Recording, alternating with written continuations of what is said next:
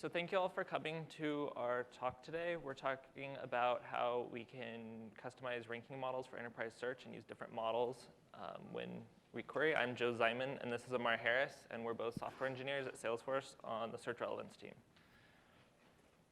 So we may make some forward-looking statements, and you shouldn't use those in any of your buying decisions today. They make us put the slide up, and just consider what we already have in GA. So today I'm going to give you an overview of search at Salesforce. I know Kathy today at the keynote talked about this, so I won't delve too much into it. And then talk about what's interesting about relevance for enterprise search. And then the problem and our solutions for changing our ranking models in production. So using function queries and leveraging the search component in Solr. So to give you some ideas of the types of data in Salesforce, and Kathy talked about this earlier today, is we have structured data. So these have some features that we can use for relevance, like dates, and if like the account owner is the person doing the search. So these are really structured and are generally easy for us to search. But then we also have unstructured data. So we have Chatter, which is like our Facebook for work. You can comment on groups, you can comment on items, you can really attach Chatter to a bunch of different things inside of Salesforce. And so this has unstructured data just like you would find on other social media platforms. We also have things like knowledge articles, and knowledge articles are used for either internal of the business, where you can support people can look up answers to their problems, or you can externally face this, and your customers can actually find their own solutions for themselves. So this is an example of a search for that. So that's unstructured data. And just to give you some more background of search at Salesforce, it's the most used Salesforce feature. So you can, if you're going to do anything in Salesforce, you're probably searching for it. We have over 500 billion documents indexed, about 90 million queries per day. And we have multiple entry points that our customers use, which makes some interesting challenges because we don't just have the web UI that they can also customize. There's also an API that is SQL-like in its syntax, so you can actually specify your own order by clause or your own where clauses and make your own UIs that way. And so we have to support all of these different use cases.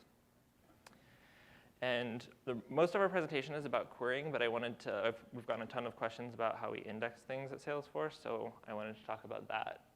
So the most common use case that we get is you have someone, let's say you're at a conference and you get a business card and you need to add that contact to your account.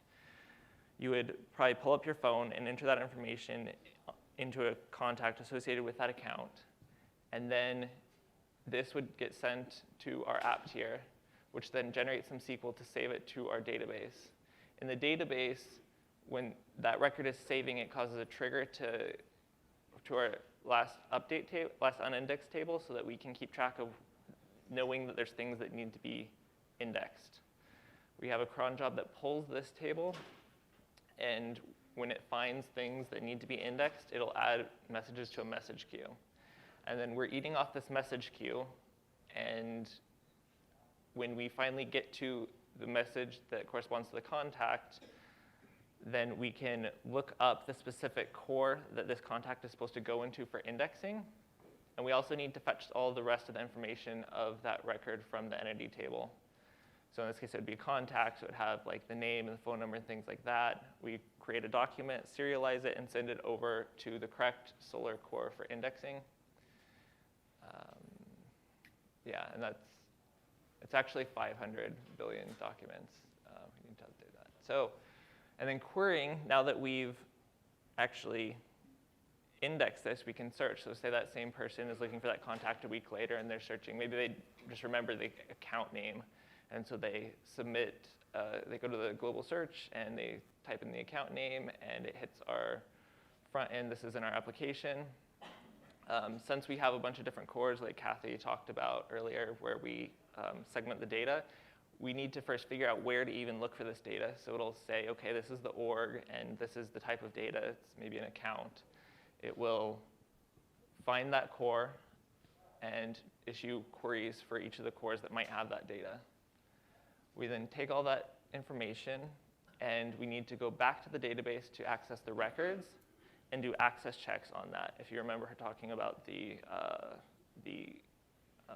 sharing model that we have, so customers can actually specify who can see what records. And so then the ones that they can see are given back to the user. And this process happens both for the API or UIs. And so for enterprise search, there's a few challenges that we have. So we have a bunch of different organizations that have very different data. So if you have like a sales organization, it might be very different from someone who used our platform to make their own business application. And that might be different from an organization that has a ton of data or very little data. These are all very different. And we found that you can't really take one ranking model and apply it to all these different situations. It just doesn't work. And so that's kind of where our problem is, that we don't just have like one model. And so we've invested in making framework for having different models. And at Salesforce, we kind of think about it in 3 tiers. So our L0 ranker is doing a preliminary ranking of documents, just a pretty basic similarity score. And then we take those results and we apply user-level attributes or document-level attributes. So it does some more interesting things with that than just seeing if the text is matching. And then we do a final level of aggregation and re-ranking based on other signals from the database. And this happens because we have to aggregate all the information from all the cores, and we have to do the sharing checks and things like that. So this is where it kind of all comes together at the end.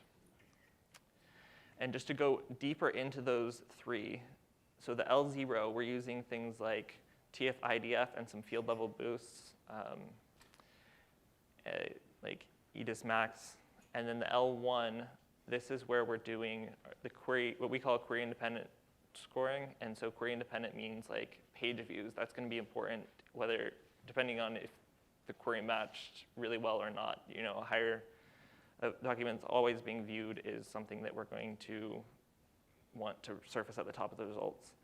And then the database level relevance. Oh, and there's limitations in each of these. So the L0 ranker is not, having all the features that make it really smart. But L1 has these, but it can only do the top documents for performance reasons, so 250.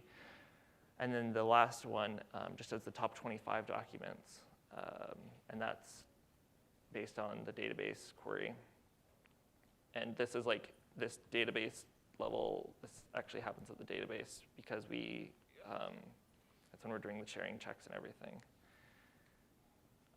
So we have, and I think I'm going to pass it off to Ammar now. He's going to talk about this. Hi, can you guys hear me? Awesome. All right, so Joe just talked about the 3 tiers that we have and some of the limitations that we had with those 3 tiers. So as Kathy mentioned in a keynote earlier in the morning, that we had a transition at Salesforce from a previous legacy framework of search over to the Solr engine once we moved over there. So that was a great opportunity for us from the relevance standpoint to rethink about relevance for the whole new paradigm. Figure out what is it that Solr gives us that enables us to move relevance in a more interesting way and perhaps in a more rapid fashion. So our primary motivation behind doing all the work that we're just going to talk about, bringing more relevance features and more relevance functionality down to Solr, was to be able to apply static rank to a wider set of documents versus just a limited set of documents, one of the limitations that Joe earlier mentioned about. Secondly, we wanted to get the ability to run more complex models. So all we were just doing was some basic multiplicative and additive boosts on the application tier, some on the Solr tier, some on the search tier, and things like that. But we wanted to go a level further. We wanted to run some more complex models, like a boosted decision tree, a gradient descent kind of a model, rather than just having a simple multiplicative additive boost and being that all. And finally, we wanted to have the additional flexibility to the multi-threaded machine-layered ranking framework. And what that really means is that we noticed that some of our rankers, like the L0 ranker, would use a feature, and the L1 ranker could reuse the same features that L01 used and enrich further the re-ranking process. But unfortunately, given that the features were not co-hosted, that wasn't exactly possible in the domain space that we were working with. So quickly to go over with the original architecture that we had, once a query came into our application server, a set of configurations would get picked up, which defined the coefficients, which are basically saying how much do I multiply a certain parameter with, or how much do I add to a certain weight of a given field. And all those query and coefficient information would go down to our legacy search server, where we had the L0 ranker. In the L0 ranker, we had some of those basic stuffs like tf and idfs applying some coefficients and some very basic field boosts. From the L0, the results would come back to the L1 ranker as an ID score pair, and there, the second level of ranking would happen with regards to the popularity score or any inbound links a document might have. The more the inbound links you have, you are considered to be more relevant. And then finally, the L2 ranker kicks in, which is the DB ranking part, where we applied some last modification dates. So as you can see, a lot of our features are just scattered all over the place. So we tried to rethink from this architecture, figuring out how do we consolidate all our relevance into one place to have more faster iteration, to be able to consume more rich features across the board, and then also to simplify our lives, to be honest. So the updated architecture was somewhat like where we had one of the rankers moved over to Solr. We kept one of the rankers in the application tier still, and I'll just talk about each one of them separately. But the important things to note in the updated architecture are that in the L0 ranker, we were able to start using the popularity features right there and then. So that meant instead of the 250 documents that were previously getting applied that feature, which we consider to be one of the highest value-added features for a given document, those were started getting applied to the entire corpus that was being searched across. Similarly, in the L1 ranker, which now was hosted in the Solr tier, we could use the file freshness features and all those features right there and then, rather than having to limit ourselves to the number of documents that actually got that applied to. And then the L2 ranker, which stayed at our application tier, that just got dummied down to quite a bit. It was just now an aggregator layer where when the results got back, we just aggregated things back and sent back to the application tier. Now, let's try and dive deeper into each one of those boxes. I'll start off with the L0 ranker that I was talking about earlier. So in the new framework and the architecture that we had, L0 ranker was still the lean ranker relative to the L1 ranker. It was meant to be quick, fast, get us the biggest set of results, and then we take on the subsequent rankings from there on. So it did the basic tf-idf similarity scores, but we did leverage a bunch of Solr features that we had previously written some custom code to handle for. So we have the field level boosts on top of different fields, like the title match. So the name field is considered more important for a document versus the body field of the document. Similarly, the owner field is a high value field for us. So the owner field gets used in the sense that if I'm searching for something, and I'm the creator of the document that's being returned, that document gets boosted with the notion that I would tend to be looking for the documents that I was the creator of. Similarly to the field boost, we had the notion of a deboost. So some of the records in the Salesforce ecosystem can be marked as inactive or archived as well. So we applied some deboost to those so that they just organically start going down in the list rather than being jumbled up with the rest of the result sets that are shown to the end user. And then we use the proximity boost as well for phrase match queries, and again, something just out of the box that Solr provided us and let us do a lot of the stuff that we were previously not leveraging or had struggled quite a bit to leverage. One of the additional thing that we do in the L0 ranker, which is fairly powerful for us and has given us a lot of gains, is the use of the function query. So function query has been something where we've been able to embed our machine learned models in a very nifty way. We started off with a simple linear model where we could have a set of coefficients multiplied with certain features, and all of that result set got added to my lucene score. So that's the initial idea that we had behind the function query. So the great thing about the function query is that it's a parameter feature. So I don't have to have code changes every time I want to try out a new function query or a new model effectively that we have trained offline. So through the function query, we can pass out various sets of models to our A/B experimentation, figure out what's the model that gives us the most gain for our buck. And once we have that established, we actually map these function queries into Java classes on the Solr side. So that's another cool way of representing function queries in Java, in Solr, where you can write actual concrete classes and then just pass the class name and the parameters with which you want that function query to be executed. And that just makes this long string that you see here, which is relatively one of the most simplest ones of ours, become really short once you have a concrete Java class. Now let's switch over to the L2 ranker. I did consciously hop over the L1. I'll get back to that, I promise. But the L2 is the easier of the two, so I just wanted to get it out of the door. It's basically, as I said earlier, it's a document aggregator, which lives still in the application tier. All it's doing is collecting results from multiple Solr tiers, normalizes them. The normalization is just so that we can have good compatible score ranges for different cores of Solrs that we're getting results back, because not all Solr cores of ours would have the exact same document corpus set from which the results came back. And then finally, the results are sent back, are resorted based on the final score and shown to the end user. All right, let's go to the L1 ranker, which we refer to as the deep ranker commonly. So one of the key things about the L1 ranker for us is that it's not a full ranking of all the documents set. It's essentially a re-ranking. So the L0 ranker is our first set of pass across a ranking model. Once we have a certain set of results, let's hypothetically assume we get 2,000 results back. The L1 ranker is where, of those 2,000 results, either we'll sort subset of those results or the full results all over again. Now, the subset of the full result depends on certain design consideration that we had, which I'll talk about later. But effectively, it's just re-ranking all the documents based on a model that gets run against each document. And then it's basically able to consume feature sets that were previously not available across the cores.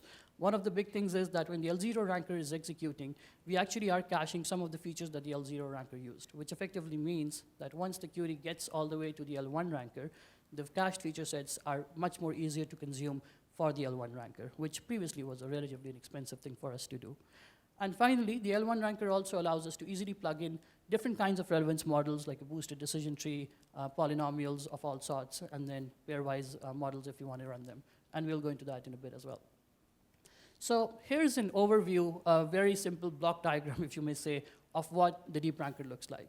So our deep ranker is basically an extension of a search component, which Solr provides. It's an easy, nifty way of defining any custom component that you want to have executed as part of your query. So we use the search component. It's structured in such a way that we're able to plug and play, as I said, any kind of a model. So once a query comes into the deep ranker component, it determines which model is being asked by the query to execute. It fetches that specific model. If it's not loaded already in the cache, the first query would be the relatively expensive one where we load the model. So it's a lazy loading of the model itself, only loads up for the first time when a query actually comes in with that specific model request. And there's some interesting design decisions behind that too, which we can go into much deeper during the Q&A. But now going into the actual details of the feature extraction as well as the model execution pipeline. So our feature extractor gets kicked in once the query gets received by the search component that I was just showed up there. Once that's invoked, the feature vector is then populated within that feature extractor step by step. The typical features that you would see us extracting over here are the TF score, the IDF, phrase match score, document recency, popularity, and there are a few more, but these are some of the high gaining features that we have that we use as part of the L1 ranker. Feature extraction is triggered, as I mentioned earlier, from a custom Solr Search component. So all that work that's happening with regards to the feature extraction and the model execution that's running through within a search component domain. And it's not like we're calling out a separate service or anything. It runs within the Solr domain completely. Now, once the feature extraction is done and then we have the features contained into a feature container, the model execution gets kicked in. Now, the model execution is interesting for us because the way we designed was that we should be able to have all kinds of generic models. So the model schema definition for us was that every model should have a contract where it defines a run method, and the run method is the actual meat of the model. But at the same time, we allowed a model to determine what feature vector suits them the most. So some models might be lightweight and may not need the entire suite of the feature vector, so which means that the feature extraction can be much quicker and smarter for them. So the model is then hence allowed to tell what feature vector works for them, and consequently that feature vector gets engaged when the model execution is starting off, and then only the required features are absorbed into the feature container that the model consumes. The models can be customized at a per organization and per object type level. So if some of you had a chance to go to Jayesh's talk yesterday, he mentioned the relevance metadata. And that's one of our meaty ways of driving these model executions. So we try to have models across different organizations and different entities. And when I say try, it basically means is that a single organization can have as many as 14 models or so running at any single point in time. And this is Salesforce with about 100,000 plus organizations, if I'm wrong, potentially more, actually.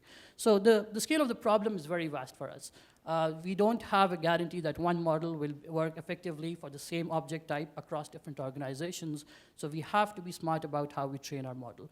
We do have a very conservative model, which we call our baseline model, and that's to address a cold start problem. Cold start problem being that if a new organization comes up very fresh, we have no data, we don't want them to have just very rubbish search results. We do want some level of relevance to get applied on the data set until we reach a stage where we have enough data about them that we can actually start learning something interesting about them.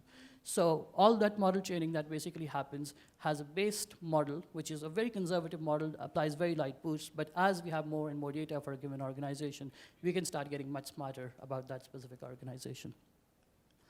And once the model execution is done with its kung fu, it just sends the document IDs and the final model-based scores back over to the query front end, which then aggregates the results and sends them back to the end user.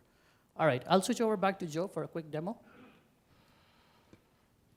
Okay, so to give you an idea of how this is working for us, I'm going to start over here.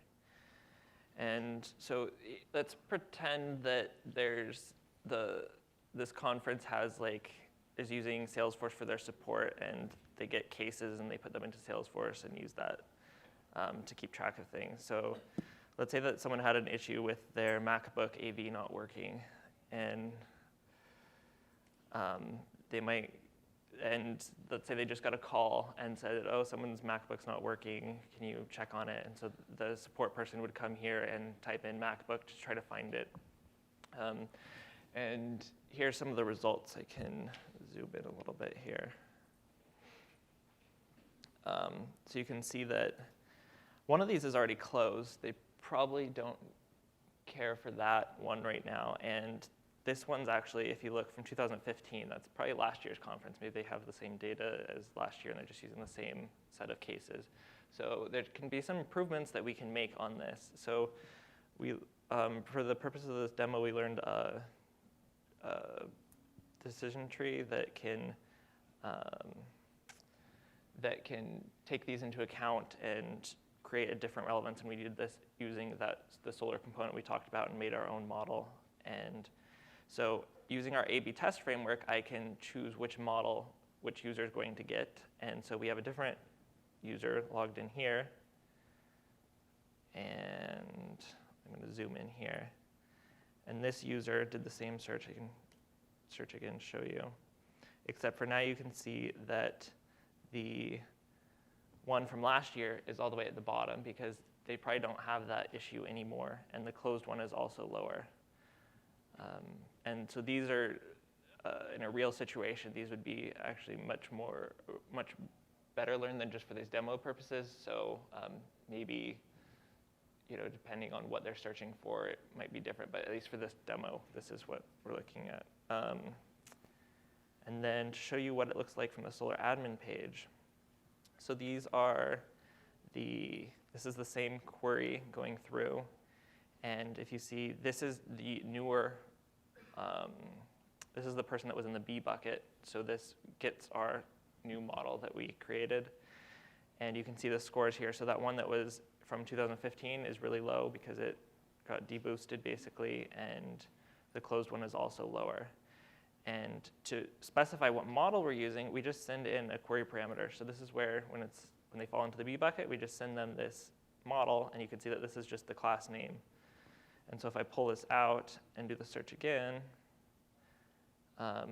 you can see that the scores are almost the same because all these cases look so similar. So if you just look at it from a text perspective and don't take all those signals from the date or if the case is open or closed, then you get the same score because all these are so similar. So yeah, that's our demo. And I'm going to hand it back to Ammar to finish the presentation. Awesome, thanks. All right, so let's just talk about some of the design considerations that we took into account and some of the decisions we made around them. So the first thing was using the search component within Solr. When the notion of moving relevance out of the application tier down over to its own service came in or to within Solr itself, there were multiple options that we had. We thought about forking off a separate service of our own and then basically having Solr talk to that service once it's done and then having search results fetched back up. So looking into the search component, the big benefit that we saw was, of course, the fact that we don't have to fork off a new service altogether, don't have to worry about the operationability of that service, don't have to worry about getting the hardware and hosting that and everything, we could just piggyback on the existing hardware that existed and basically build out a relatively far more complex models that we had previously been working with. So the search component was a great way for us to just plug in there. It's interestingly is just the last component before the query exits out of our search query. So Salesforce Search query pathway is a fairly complicated one where we have tokenizations and stemmings and lemmatizations, and a lot of that has been customized for Salesforce customers and our needs. So the deep ranker is effectively the last component that gets executed after everything else gets done, and once it's completed out, then the result sets go back out for that. Doc values versus stored value was another thing that we had stumbled upon. We were like, so everything goes into the index that we understand the new features need to move from the application tier where they resided in a mem cache and in a database, and they had to go to the index. We were like, that's great, makes complete sense. Salesforce back then was just using stored values, and we were like, all right, so this probably goes into stored values as well. But the challenge with our scenario was that we weren't actually looking up things at a field level. We were actually looking up fields at a document level. Because once the feature vector is getting constructed, it's actually, I want the document ID and the set of fields that map to that document ID. So the doc values was just a natural great fit for what we were trying to do, or the kind of scenarios that we were trying to run with. And hence, all the features with regards to QIR, the query independent ranking features that we talked about during this presentation, they went into the doc values. Even though we do use certain stored value parameters and features as well for some of our complex models as well. The number of documents a model can run. So this has been a fairly tricky problem for us in the sense, purely from a performance standpoint. Model execution, especially a very complicated model, can be an expensive cycle to run, especially if it has a very large feature vector that you need to absorb, and more importantly, the number of documents it's running on top of. So we had to, for every model, figure out what's the best sweet spot for how many documents can a model actually absorb while staying in the service level agreements, the SLAs that we had between the search, Solr tier, and the application tier. And finally, the feature extraction and model execution timeout. So we had a fallback strategy, of course. So once this component was written and everything, we were like, that's great, but not everything works great in the real world. Things do go bad. So what do we do if our deep rank is taking exceedingly long? So we had a certain thresholds or timeouts defined for each cycle or each piece of the deep ranker, the model execution, as well as the feature extractor. And if and when they failed or they timed out for any reason whatsoever, we fall back basically to the results of the L0 ranker. We still had enough enrichment within the L0 ranker that it's not perfect for our scenario, but we're like, it's good enough. It's much better than what a user would otherwise get. So we send those results back instead of just waiting on and timing out the full query. Some of the future plans for search relevance, and this is just very specific to the work that I just talked about. There's a much broader spectrum of what we plan to do with search relevance, and you're more than welcome to come over to our booth and talk to Jayesh about it after this talk.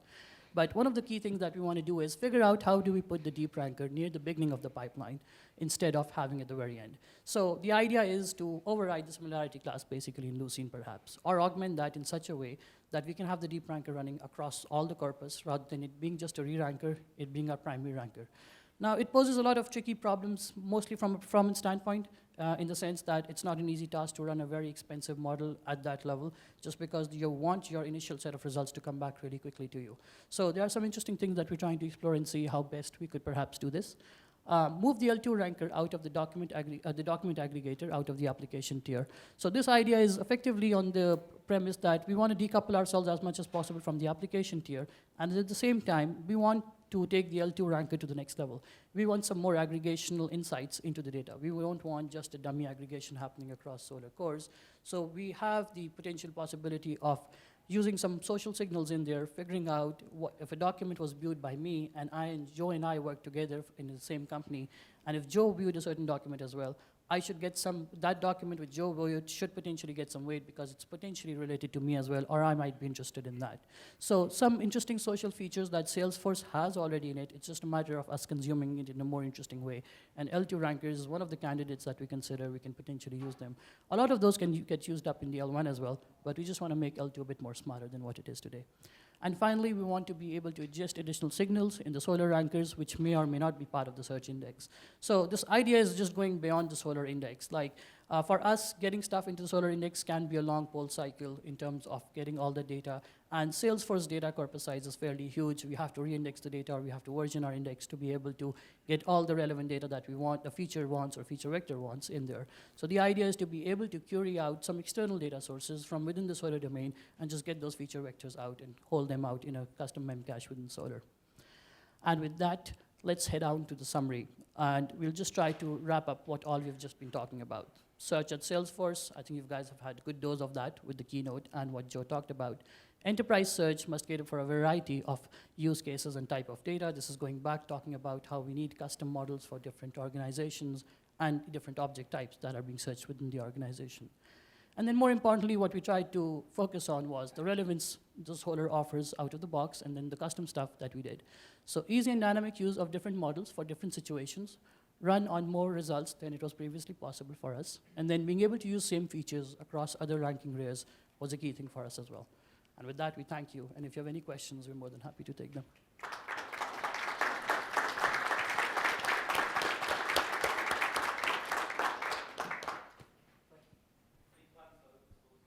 Sorry, could you say that again? Oh, that's a great question. Any plans to open source this? Yes, we actually have a lot of active conversations within our team about that. We need to modularize quite a few of the things that we have done, which are Salesforce specific, but I do think it's definitely in our plans to do that. There's some really interesting learnings which I feel the community could benefit from as well. Can you say something about the model in terms of features and data you use, application, and so on? Sure, absolutely. So I'll start with the model itself, the kind of data we use for our training set. So the training set data is all our click data that we're getting from our customers. The label within that data is just is clicked or is not clicked. But we go slightly beyond just a simple click, because when you get a search result back, a user may or may not click on multiple documents.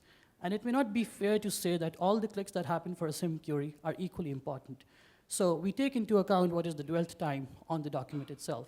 And going forward, we want to get somewhat more smarter, and this is one of the initiatives that we're trying to drive is have the click patterns of the user and the mouse positions of the user tracked as well, so that we can actually see what the user focused on. Because for us, the interesting problem is a desktop versus a mobile experience.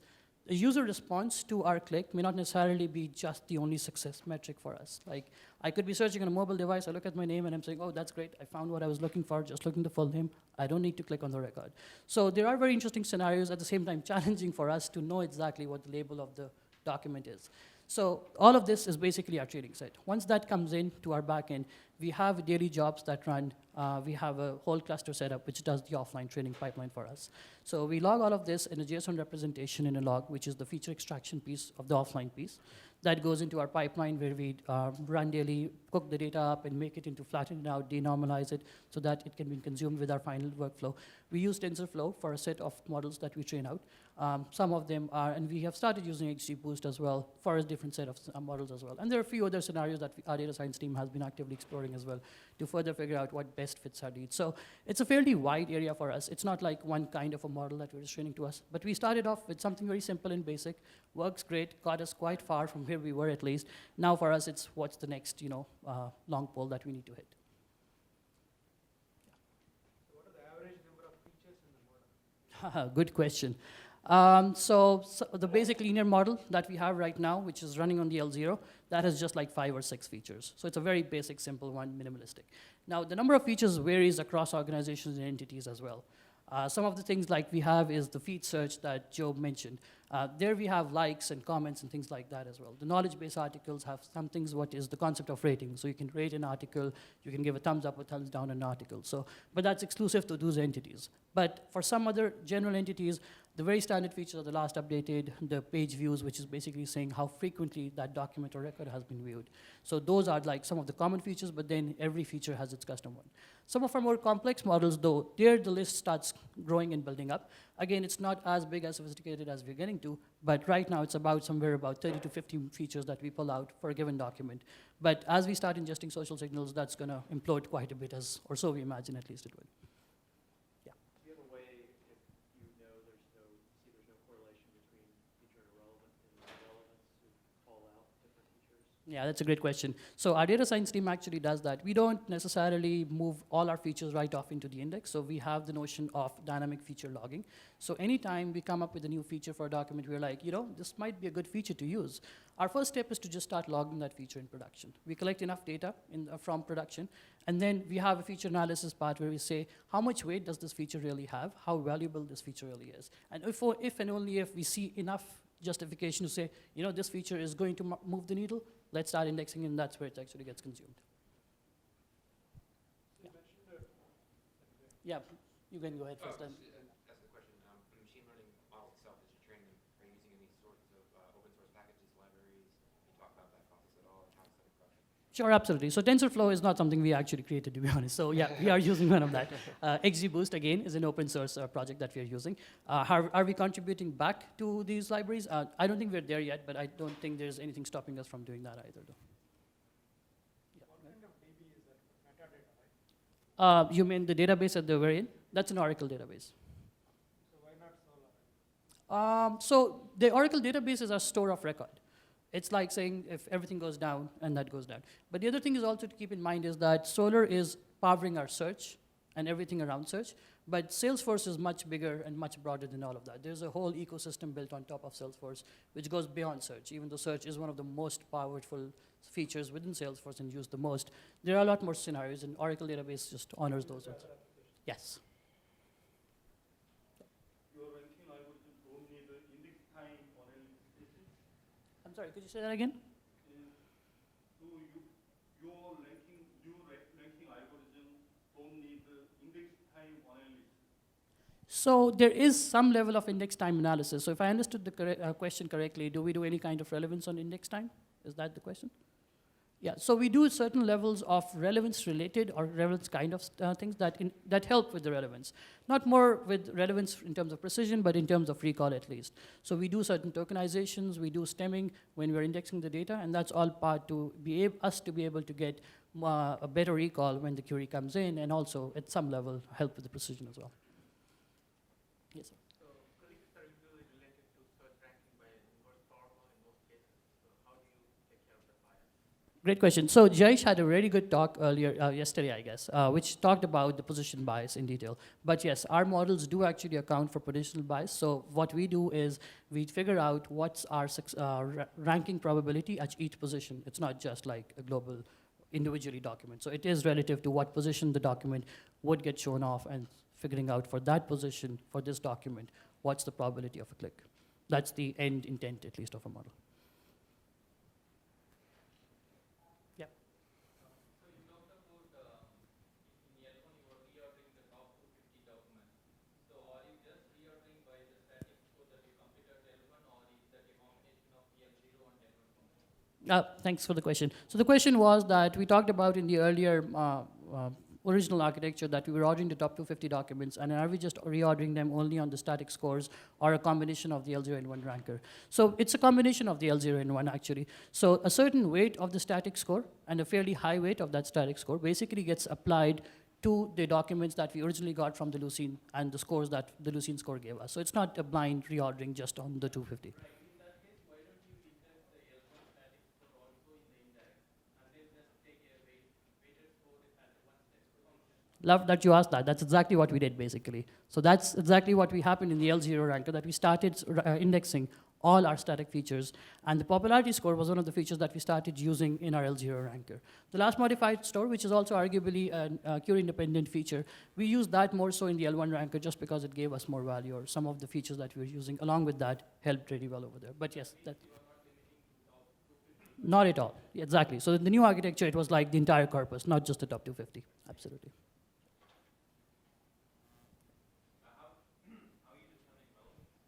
How are we determining relevance? That's a great question. All right, so simple answer to that is our key metrics that we track. Some of the metrics that we track are ACR, the average click rank, which is a very basic standard metric that you see across the board. That's more so on the precision side, though. Recall, we have the click-through rate, which is basically saying how many queries I got, and for those queries, how many clicks I got. That's my click-through rate.